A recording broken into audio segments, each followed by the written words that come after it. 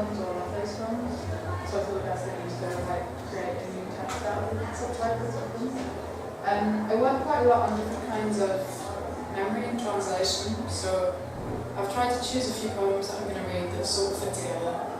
And I'm going to finish with the most grueling one, because it seems like the way to go. So first, this poem is called Rumpelstilts, and every odd word that you hear in it is a different language version of what Rumpelstiltskin literally means in the different folktales from different countries.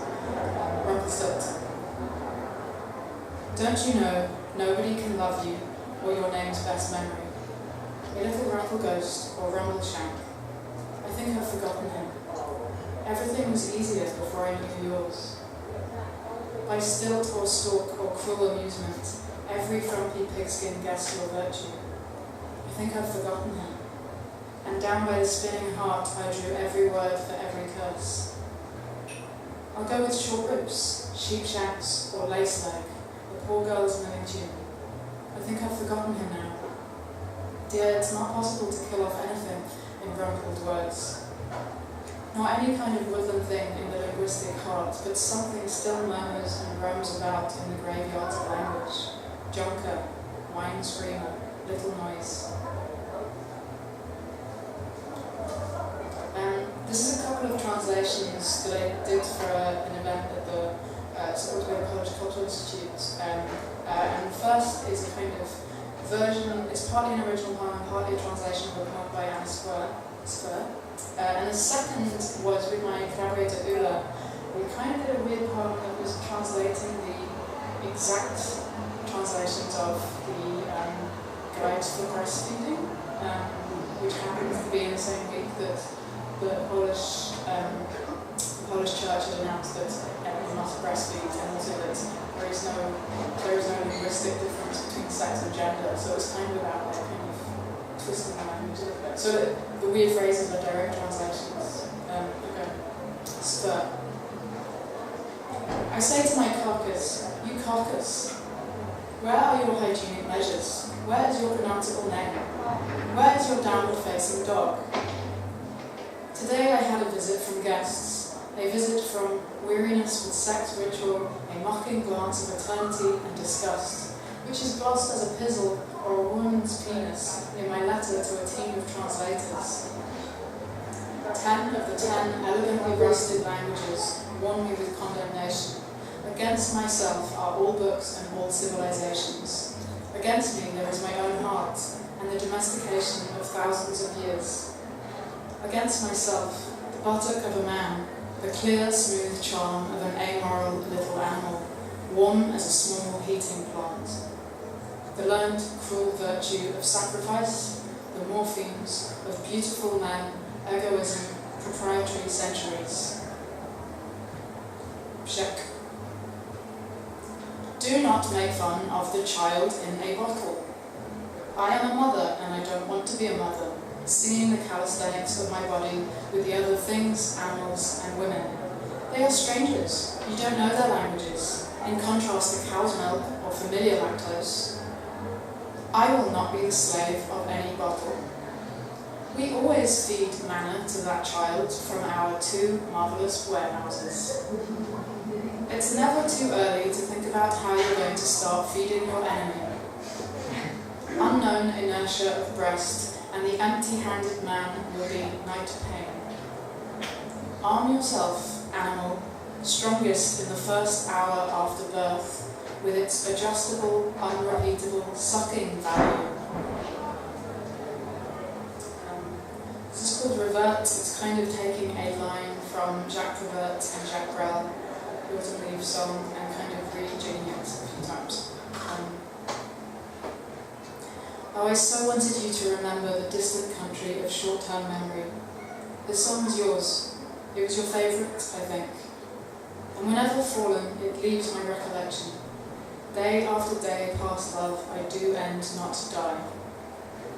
With more whiskey I surrender, and when cold and bare flow howling complaint against unknown. Should I have bad memory and call distress or despair misery? And whenever fallen leaves remind my recollection, day after day I surrender. but their song is monotonous. Can we ever know where to start and when indifference is finished? Fall, winter comes, and that song, this song, leaves cleared my memory. The fallen leaves, I do not end up dying. Every time my past loves have finished in fall, I end up my past loves in leaves. Gradually I, indifferent, that he had nothing to do past dying, and every day my past leaves I finished in die. This is from quite a long sequence, which was written for a book on memory, which is called Love Me Two Times. So this is just one of them. Sometimes I feel sorry for everybody, with every song running out, with every night it's alright, with every no love is that far away. Okay, let's say everything works. History has good days for everyone. Every love me two times I ever had I wanted to hold on to. Every love me afterwards. Every life is wasted, not just ours.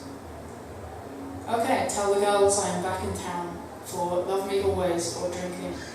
I'll drink harder than your husband, or longer lasting, as they say. Well, what blue words were you expecting back? What lasts the longing? What don't want nobody else? What other version of I'd love to see you, the less of life remains? Rhiannon, is my phone next to you? Yeah. Oh, can I grab it? Thanks so much. Okay, so this was a couple of poems which were for the International Year of Light last year. The International Year of Light last year. So it was part of this book, and it was also coded, also kind of process-based poetry, in which Jackson McGlow has created this chart of different kinds of light, and we were asked to kind of write new light poems using the entries in this chart. And I kind of looked at different ledgers of light and the way that when he writes his light poems based on his chart, he can code in people's names because of the way that the letters work across the chart. So he'll kind of secretly be writing love poems or poems of mourning. And also just the idea of stargazing and asterisks. So this text actually has, I'm going to try and speak asterisks. So this is an asterisk. So this text has asterisks, asterisms. Asterisms are used to indicate kind of space for thought. It means star, but it also means name or emblem withheld. So it sort of seems to fit the theme.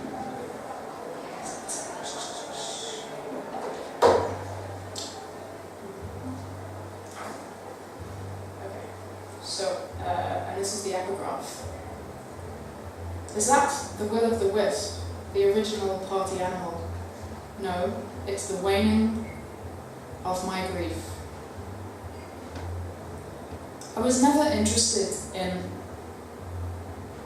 you turn it on or you turn it off as a subdivision of the event frame, endure recovery in chance allotment, a drawing of constellations whose template could not be established in photo, though written in the dark room of loss. Aleatoric and algorithmic, we are never as good a pattern as we should be, with all our available quotas in an assignment of columns, even to exit and stop. Event metric, you up my life. Every grid of it, a book of stars or naked fixtures. Magellanic cloud, I find you in my almanac of beacons, a radiant alternation version of this document grammar, legitimately inferred from markup languages, compared to Lunar System B and its eclipse table. Will the last person to leave please turn out all of our incandescence functions forever? The denotes my mistakes. A million random digits with 100,000 normal deviates. A grid alone might not accomplish this. Of course we could not see each other. There is something lacking in me. Hearted and headed. I only mark the days that shine. a nimbus, an alcohol lamp, then more darkness. Xerox, anxiety of the living, may you never prove false. That awakens a drunk, make and break igniter, lumen for a more efficient nation. The weaker the stronger the cold euphoric needed to distinguish yourself in a quality or instance of being lambent, neither deflecting nor shedding upon, but projecting oneself into a galaxy of trifling data. Rise up, shepherd, and follow the starred function, your naming.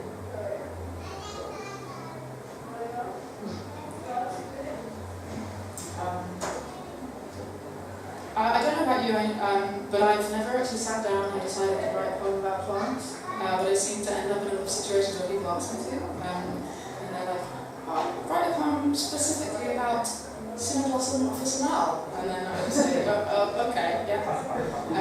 So I'm just going to read a couple of them in a row that are actually all for different projects, weirdly. The first one is Fructus, which is for a book on apples. The second is Claviceps, which is for a kind of research thing on mushrooms. And the last two were from a project called Herbarium, where people wrote about medicinal weeds, basically. Call this my civil fruit, and this my natural fruit. Oh, my hurt fruit have fallen in lard and rosewater, a compress of red voices, the last returns liquored before they unhang themselves. Was it this one I drank? Was it this one, macerated in leaves, I ate? A malformation of the rye, good for night pain, my frilly masses a flesh drug. From the glooms of ears, a life subject to rancidity, my heart, an exudation caused by the puncture of insects. Jump up and kiss me, Jack, in the shade grass. Call me to you in the cornfield, Jack. Pansy and phlox stroke bracts on the rootstock. Think of my John, meet me in the entry. Bonewort, call me, lady's delight. Deepen, spur, and grow early. Low-lying and damper, Jack. Stain bolt in a violet war. Frost tender under the hood. Black soil me, purpled with love, and a creeping and ramping habit down by the woodshed, Jack.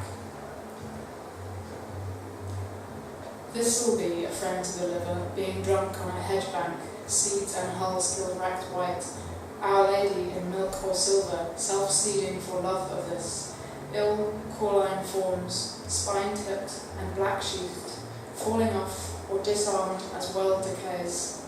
Keep drinking. This is the penultimate poem, which I shall read. I'm going to go for this one. So this is the penultimate poem, which is not really finished, but I was asked to write a poem about Guillemot, which then I never handed in. The deadline was months ago, and here I am now starting to write it. So the Guillemot is a little, so I wanted to use the fact that for some reason I now have all these facts about the Guillemot, but I'd never written a poem. So the Guillemot is known as the little swan of the herring in Gaelic, herring cripple in Icelandic, the bird that whistles in Welsh, and sailor's hatred in Danish. And I really like this line, but I didn't manage to get it in. And the line is from a natural history book that I was reading from 1810, and the line is, "The pretended dove of Greenland is found to be a melancholy waterfowl which can only swim and dive, screaming incessantly a dry, reiterated tone of complaint."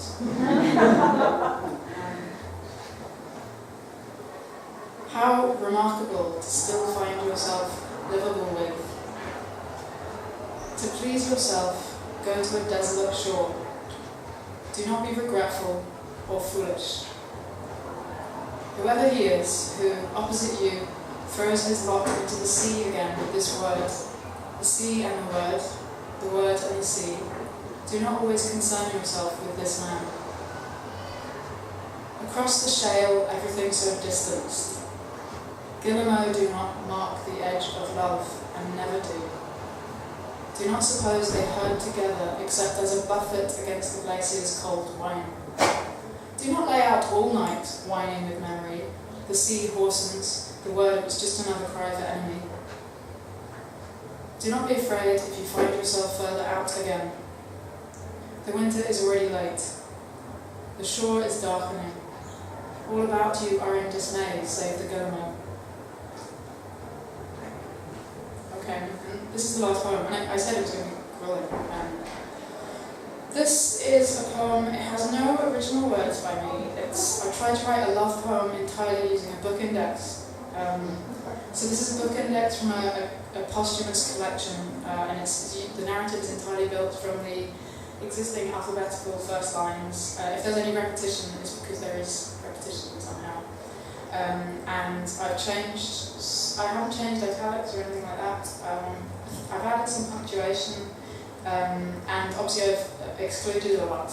And it's kind of got this weird vantage point about the fact that it's a posthumous later life index of later poems. So it's kind of this weird thing about the perspective of telling the story of a love affair, or like this kind of weird hindsight approach. And I also thought it was interesting how the alphabet kind of does different things thematically with the poem at different points. So I'm going to finish with this poem, and it's called Davies Thought Life Was Long. I am shapeless and ill. I came on the adder. I fell in love again. I fell with my poem. I grid myself for the agon. I have been a student of your love. I have no name. There are nights that are so still. There are sins rural. They keep me sober. This day I am with the beasts. This page should be left blank. We are the lost. We have had names. We must reverse our lenses. What I ask of humans, what's that you got on? When we are weak, we are. Where were you on the night of June 10th? Arg, I thought, alas, all men, or shall we say, my life, an egg with spectacles, an obsession with nothing. And still it goes on, and this one says to me, and this one with his starched lip, and this one writes, and he knows, with the passing of the years, are they happy? Asking love at the end, because we cannot be clever. Bored with it, born too late in the remotest backwater, but the silence in the mind is its own cold beach, solitary, cold hands meeting. Come close, dance for me. Life was long. Don't ask me, entered for life, failing. For some there is no future, from meditation on a flower, from my door to hers, from the body at its end, gathering mushrooms by the light of the moon, geriatric. He atones not. He has ears. He is his own. He is that great void. He is that great void. He rationed his intake. He was sometimes a bad boy. They talked foxes, heretics. How far can one trust autumn thoughts? How good of you to come a lion? Will the lion remain a lion? I know fair days. I listen to the echoes. I look up at the sky at night. I look up from my book. I resent the question. I said to her, I think we have not. I turn now. I want. Help me. Listen. I woke up. I would still go there, in need of that day, language, in the absence of such wings, in the country house, in the dream, in time's telescope. It is always at hand. It is an old story. It is like a tree. It is one of those faces. It is a drenched face. It was always weather. It was an old Whitefriar. It was our last interglacial. It was winter. Its methods were not sweeping. Listen, I have a song. Looking at it, the molecule and the atom. Love her now. Make my voice sharp. Madness, matrimony, mourners after the shadows. Night after night I point my hands. No clouds overhead, no muscle, no need to apologize. Eyes running, time a door between us. Not a person, not done yet. Not the empty tomb. Not to worry myself anymore. Not without a struggle. Nuptials. Oh, he said, I have lived with nothingness. Looked back on an evening like this, on the threshold. One day, one headland, one word. Others were grave. Pain's parables I have read. Plainly, she said. Promising myself before bedtime, remembering, repeat, requests, residues, reflections, resurrections. Revision was in the air. Ruminations, illuminations, rumours of bestiality. She would revise the language. She came like a saint. She left me shipwrecked. Sick wards, assailed beds, silence, space walking always with that, clearer than my thoughts. Still going. Temptation, that day after the night death. That was life's mischief. The agitation. The astronauts could not conceal. The body is mine, the bones, song, towered above the town, growing imperceptibly. The cure of souls, the deception of platforms, the echoes return slow. The Furies, the greatest language, the hermits drove forward, the highway ran, the hours were long. The lost, the lost, the moon never sets. The owl calls, the owl has a clock. The pessimist, the piper with the thin lips, the poet scans the stars, the pound floats, the news changes, the pretenses are done with. The problems are never only external, the professor lectures upon Blake. The wrong prayers, 35 years now, this at the bottom. What have been blue shadows? What time is it? Where does the town end? Who can read Wittgenstein's signposts? Women blocked for him. Words are drilled. Words. Accuse me of sincerity. Words. Words are drilled. Wrong.